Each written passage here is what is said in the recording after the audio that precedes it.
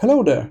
The first major update for Affinity Photo version 2 was just released, so now we are landing on Affinity Photo 2.1. In this video I'm going to show you some changes and improvements. So, what's new? The first thing I need to mention is definitely an improvement to a crop tool. By default, it will crop down to the center, cutting out wide edges and transparency. What I mean is, if you do some kind of rotation to straighten up the image, take a look, as you can see, it's reducing the size. So in the past, it was showing this wide edge like that. Alright, that was the default. And then you need to crop it down manually. So that's a small but very welcome change to a cropping tool that will help us out, especially if you're putting some rotation while cropping. Alright, so the next thing I need to mention are changes to the color mixing brush. So if you got colors in your painting, in your artwork, and then you want to mix them, I will be picking the color mixer brush, right? And as you can guess, it will kind of like push the color around. And take a look, now this brush is dirty, so if I click here on the green, I'm still putting blue and red into it. Now we can turn on auto clean, and now if I push colors around here and then touch my green color, take a look, the green color is clean. So that's a very nice addition for people that are doing digital art using Affinity Photo. We can clean our mixer automatically with this little checkbox over here at the top. That's really nice. What else? Now we can create complex dash lines. So for that purpose, let's draw some vector object. So I'm just going for the shape menu over here. Let's go for the heart shape. Nice little heart. And with this green line, we can now set up our stroke. That's a line with 20 points, 30 points, 40 points, and of course we can turn it into dash line. That's nothing new. But now we can control this dash line even better. Take a look here. The dash will be 1 point, the gap will be 1 point. The next dash will be 2 points, and the gap is still 1 point. The next dash will be 3 and then 3. Alright, take a look, we got this irregular dash line. More than that, we can also use the balancing button, so we can balance this on the shape way better. So the balance option was missing, now it's added, plus we got better control on the dash line. We can create many different custom dash lines, not just a simple one. Alright, so that's also improvement. It was improved across the software, so we can have the same thing in Affinity Designer and also a publisher. Alright, what next? Now if you batch exporting, so you're exporting multiple images at the same time, you can select JPEG XL and WebP format from the list. It's already there, so that's a great news if you are working with multiple images in the same time. Also, areas tools are here. This is something introduced in Affinity Designer, and now they managed to also add those area tools over here in Affinity Photo. So that's a great improvement. Alright, so where can we find our area tools?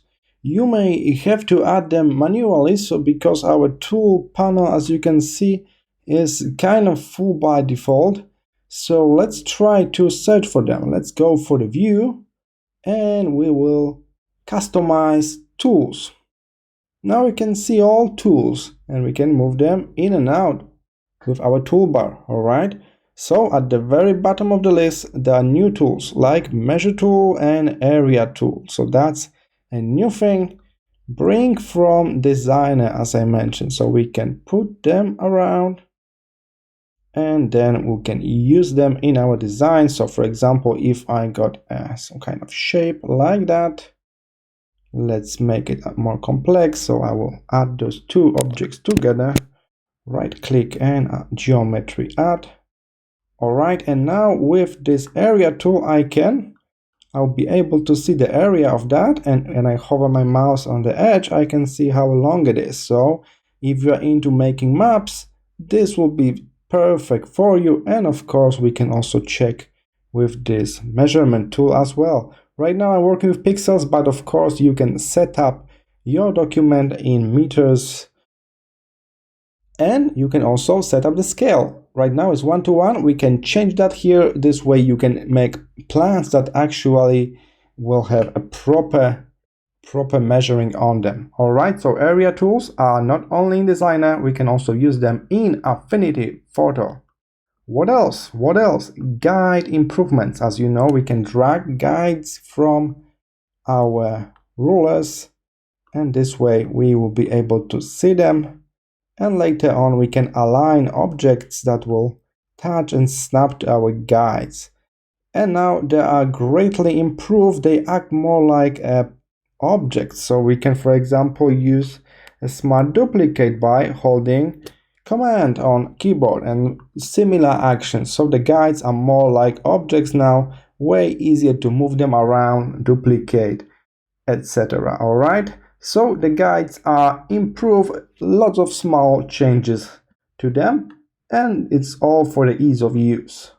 All right, and the last thing I want to mention in this short video, Alt click to expand all layers. This will be super helpful for you guys with a very complex project. So in case your project is really complex, let's go to this layer, artboard 7 here. We will group some stuff. All right, so this artboard 7 got a group inside. When I click on it, open the artboard, the group is closed by default.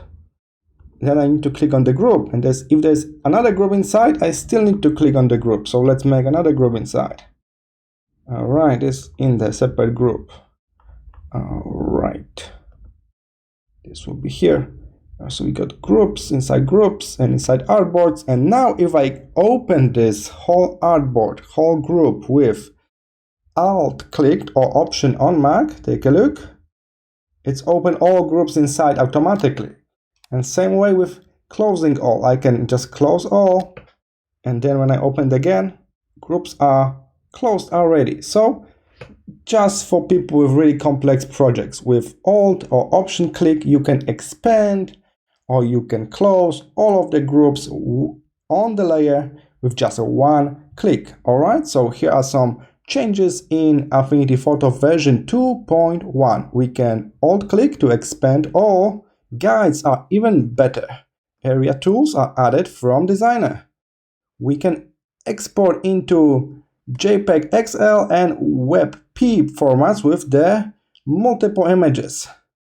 Dash lines can be balanced, and we can create really complex dash lines now. Auto clean for the paint mixing brush as an option. Crop tool is even better than before. That's just some changes in version 2.1. Please keep in mind, I already did a similar video for Affinity Designer 2.1, so check this out if you are into vector graphics, and I hope I will see you in the next tutorial. Bye!